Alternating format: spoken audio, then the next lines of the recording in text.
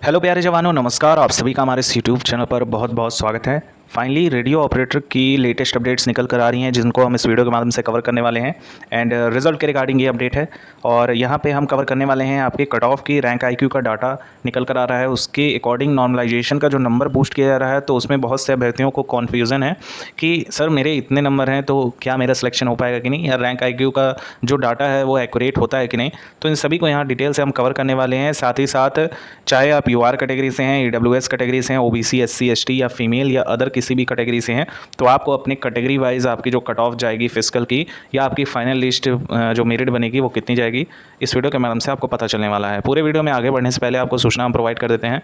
चाहे पर आप पहली बार विजिट कर रहे हैं, रेडियो ऑपरेटर या यूपी पुलिस कांस्टेबल भर्ती परीक्षा आप देने जा रहे हैं या दे चुके हैं, चैनल को सब्सक्राइब करके रखिएगा। आने वाली सारी लेटेस्ट अपडेट्स आपको इस चैनल के माध्यम से समय दर समय पर अप टू डेट मिलती रहेंगी। चलिए दोस्तों, वीडियो को स्टार्ट करते हैं। उससे पहले आपको ये न्यूज़ दिखाते हैं।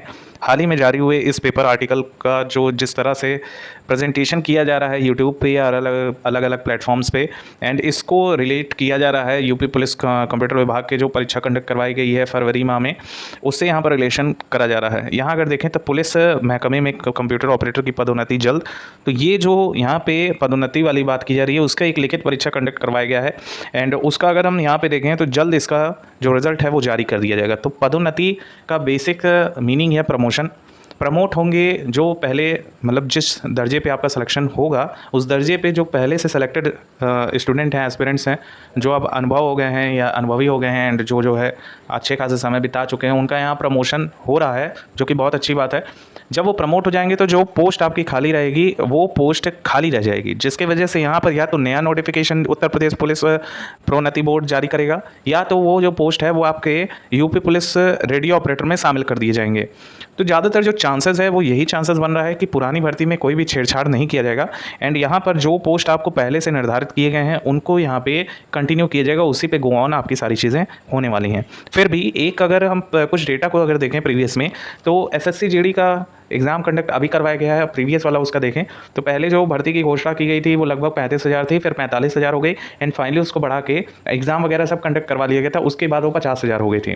और उत्तर प्रदेश में फ़िलहाल ऐसी शायद ही कोई वैकेंसी होगी जिसको बाद में सरप्लस किया गया है, उसमें ऐड किया गया है।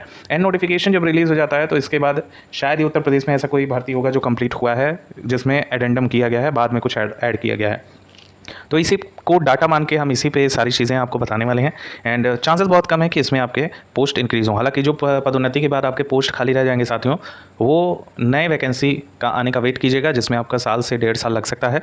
और यहाँ पे ये जो भर्ती है वो आपकी डेफिनेटली दिसंबर तक कंप्लीट करा ली जाएगी रेडियो ऑपरेटर की।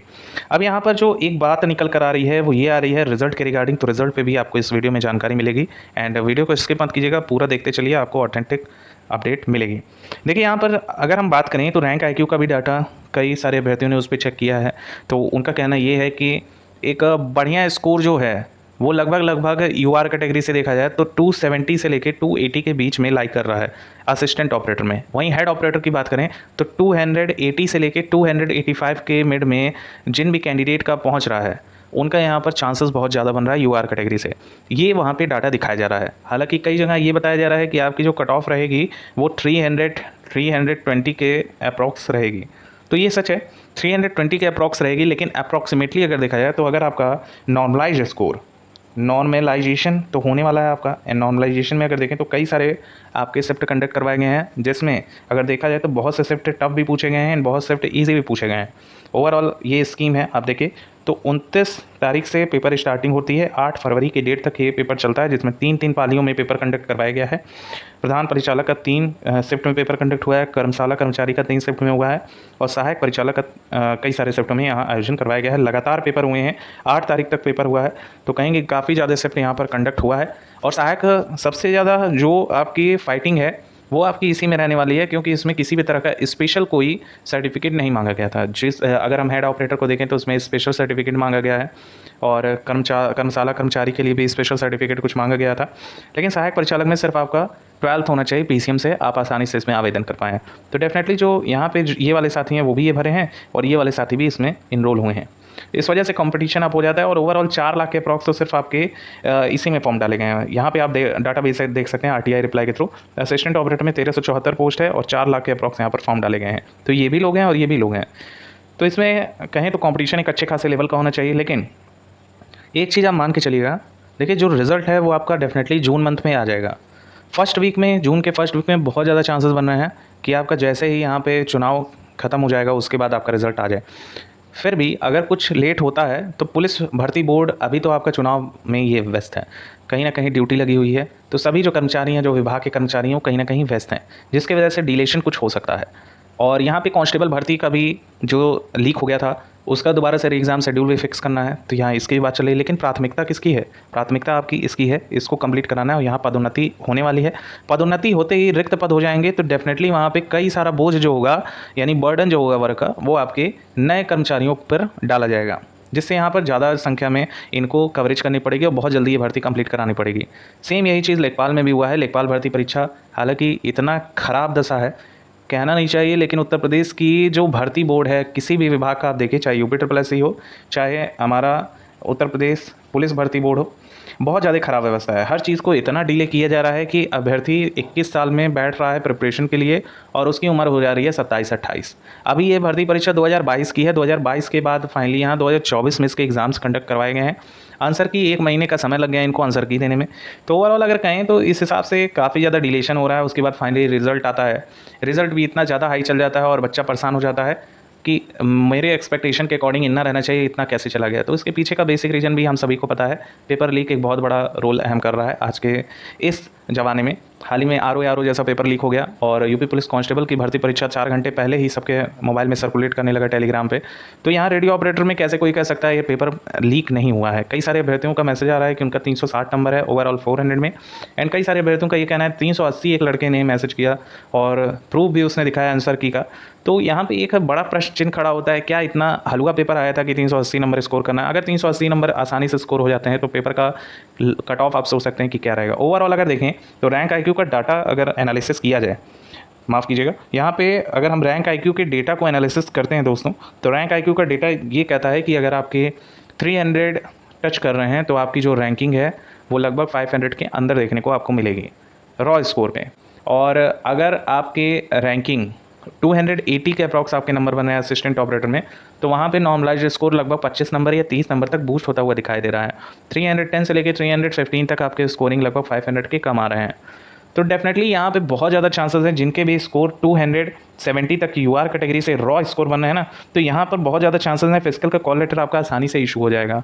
कोई इसमें दिक्कत की बात ही नहीं है। और फीमेल की जो महिला अभ्यर्थी हैं उनका 250 से लेकर 260 के बीच भी नंबर है ना, तो फिजिकल को आप अपने मेंटेन करके रखिएगा, क्योंकि कभी भी आपका रिजल्ट जारी हो सकता है इस बीच। और जो फिजिकल कंडक्ट करवाना है ऑलरेडी सब कुछ बुकिंग हो चुका है, तो यहाँ पे आपको दिक्कत हो सकता है। अगर आपका फिजिकल स्ट्रॉन्ग नहीं हुआ तो छटा जाएंगे आप। फिर महिला अभ्यर्थियों का जो आपका फिजिकल का कट ऑफ आएगा उससे 5 नंबर प्लस कर लीजिएगा, आपका फाइनल सिलेक्शन हो जाएगा। और जो मेल कैंडिडेट हैं वो अपना लगभग 10 नंबर तक प्लस कर लेंगे आपका जो फिजिकल का आएगा। एंड चांसेस यही हैं कि आपके नॉर्मलाइज स्कोर आप अपने में लगभग 20 से 25 अंक तक प्लस करते हुए चलिएगा, क्योंकि यही क्राइटेरिया बन रहा है। और 20 से 25 नंबर आप पकड़ लेते हैं, अगर आपका बढ़ जाता है 20 से 25 नंबर आप अपने में ऐड कर लेंगे, आपका यहाँ पे एक्चुअल नंबर निकल आएगा आंसर की में। अब बात कर लेते हैं नॉर्मलाइजेशन के बाद क्या कट ऑफ देखने को मिलेगी। देखिए फिजिकल की कट ऑफ, आप मानिए ना मानिए, फिजिकल की कट ऑफ लगभग जो है यूआर कैटेगरी की असिस्टेंट ऑपरेटर की हम बात कर रहे हैं, लगभग आपको 285 तक देखने को मिलेगा नॉर्मलाइजेशन के बाद। ये आप समझ के चलिएगा कि अगर आपके इतने नंबर आ रहे हैं नॉर्मलाइजेशन के बाद, तो आपका यहाँ पे फिजिकल कॉल लेटर 100% इशू हो जाएगा। एंड हेड ऑपरेटर से आप हैं, हेड ऑपरेटर की बात कर लेते हैं, तो लगभग यही कट ऑफ आपकी कम देखने को मिलेगी, क्योंकि इसमें स्पेशल क्वालिफिकेशन है, तो डेफिनेटली यहाँ कट ऑफ कम जाएगी। 275 तक टच कर रहे हैं ना, तो आप बहुत अच्छे स्कोरिंग रहने वाली है, फिजिकल के कॉल लेटर आराम से इशू हो जाएगा आपका। एंड वर्कशॉप के हैं तो आपका कट ऑफ लगभग यहाँ साथियों 290 तक टच हो सकता है, क्योंकि यहाँ पोस्ट भी कम है और पेपर का लेवल भी आसान रहा है। बाकी जो अन्य कैटेगरी हैं, अगर हम ओबीसी कैटेगरी की बात कर लें, तो जिनके भी स्कोरिंग यहाँ पे नॉर्मलाइजेशन के बाद ओबीसी का लगभग जो जाएगा फिजिकल का कट ऑफ वो 280 तक हो सकता है। एंड ईडब्ल्यूएस का भी लगभग 280 तक हो सकता है नॉर्मलाइजेशन के बाद। एससी कैटेगरी का 270 तक जा सकता है। एंड एसटी कैटेगरी का 255 अंक तक जा सकता है। और फीमेल कैटेगरी का 260 के अप्रॉक्स जा सकता है। ये जो है एक्सपेक्टेशन है और इतनी जानी चाहिए। अगर नकल हुआ है तो डेफिनेटली यहाँ कट ऑफ कुछ भी हो सकती है, 340 भी जा सकती है, 350 भी जा सकती है। इसमें कोई भी कमेंट करना उचित भी नहीं है और ना ही हमारे चैनल गवर्नमेंट को कुछ क्रिटिसाइज़ कर रहा है। हालांकि संविधान में ये हक दिया गया है कि आप बोल सकते हैं। लेकिन जिस हिसाब का उत्तर प्रदेश में सारी भर्ती प्रक्रियाएं कंप्लीट करवाई जा रही हैं, 1.5 से 2 साल वक्त लगता है, लेकिन यहाँ पे 4-4 साल पहले अभी आप देखेंगे तो वीडियो का 2018 का भर्ती का री एग्ज़ाम कंडक्ट करवाने में इनको 5 साल लग गया है और अभी डीवी कंडक्ट करवाया गया, अब उसका फाइनल रिजल्ट आने को बाकी है। होप सो आप चीज़ों को समझ रहे होंगे। एंड आधार इसी को मानिएगा, आपके 260 या 70 नंबर भी बन रहे हैं। फिजिकल मेंटेन रखिए साथियों, नॉर्मलाइजेशन बड़ा खेल करने वाला है रेडियो ऑपरेटर में। And thank you so much for watching. दबा के वीडियो लाइक कीजिएगा, चैनल ज़्यादा से ज़्यादा सब्सक्राइब करिएगा। एंड कोई क्वेरी हो तो आप कमेंट सेक्शन में पूछिए। Thank you so much for watching, keep updated. आपका जो रिजल्ट है जून के फर्स्ट वीक में, अगर डिले होता है तो जून के सेकंड वीक में 100% आपका जो रिजल्ट है वो जारी कर दिया जाएगा।